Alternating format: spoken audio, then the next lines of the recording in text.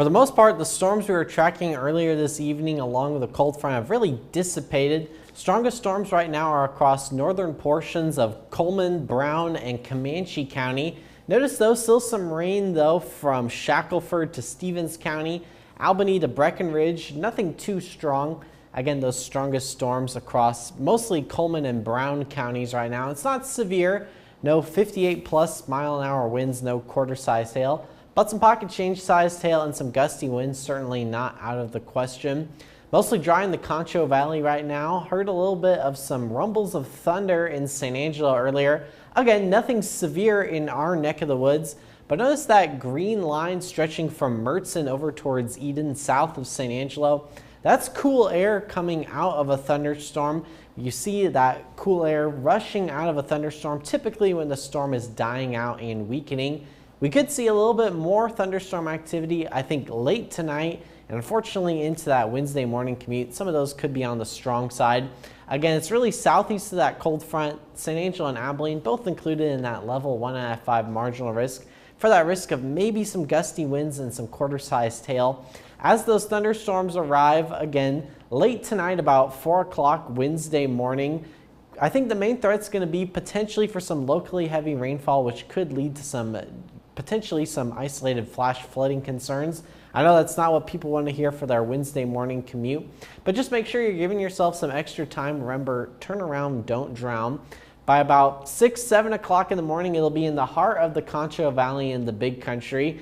By 10, 11 a.m., though, it really looks like it'll be moving south out of our viewing area. 2 p.m. maybe along and south of I-10, but by Wednesday evening will be dry. Thursday morning is going to be nice as you head out to work and school. Cool temperatures with those lows Thursday morning in the upper 50s, lower 60s. In other words, it's actually going to feel like fall Thursday morning. Feels fall-ish right now in Abilene. Saw a nice little thunderstorm, dropped a little over 1/10 of an inch of rain. 76 right now at Abilene Regional Airport, not bad compared to 87 in San Angelo.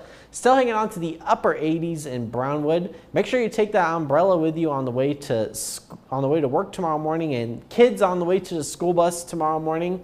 Be waking up in the upper 60s, lower 70s, about 68 degrees, 7 o'clock in the morning. The further south and further east you live, the better rain chances you have. The further north and west you live, the lesser those rain chances are. I don't know about you, I'm definitely ready for that cold front though, because it was hot today. Abilene set a daily high temperature record with a high of 102, beating out that previous record from just 2 years ago when it was 101.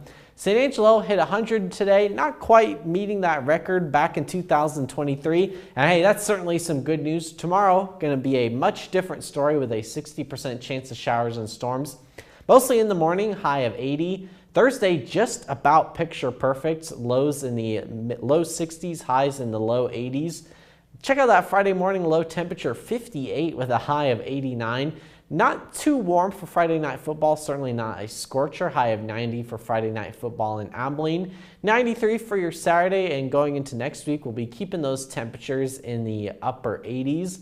Again, as you're heading out to work and school tomorrow morning, maybe give yourself an extra 10 or 15 minutes. Just make sure that you're staying extra safe. You can always find the full forecast online. Bert? On Weather